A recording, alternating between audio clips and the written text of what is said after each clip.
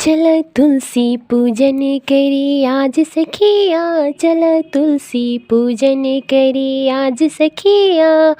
सिंदूर लगा दा बिंदी लगा दा, सिंदूर लगा दा बिंदी लगा, चल लाली लगा दा आज सखिया, चल लाली लगा दा आज सखिया।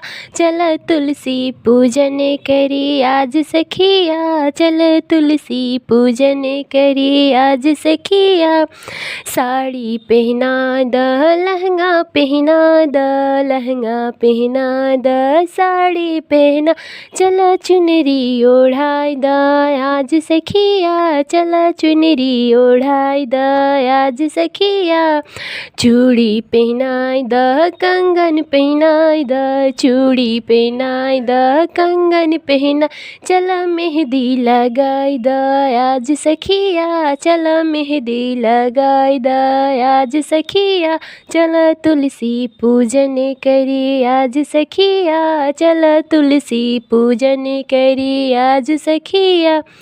पायल पहनाई द बिछुआ पहनाई द, पायल पहनाई द बिछुआ पहना, चल अलता लगाई द आज सखिया, चल अलता लगाई द आज सखिया।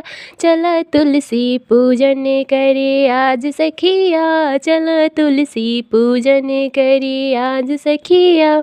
सासू बुलाई द गोतिन बुलाई द, सासू बुलाई द गोतिन बोला, चल ननदो नचाई द आज सखिया, चल ननदो नचाई द आज सखिया।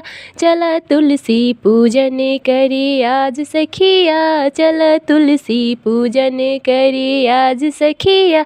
अगर ये गीत आप लोग के अच्छा लगी तो आप लोग हमारे चैनल के लाइक करी, सब्सक्राइब करी, ज़्यादा से ज़्यादा शेयर करी।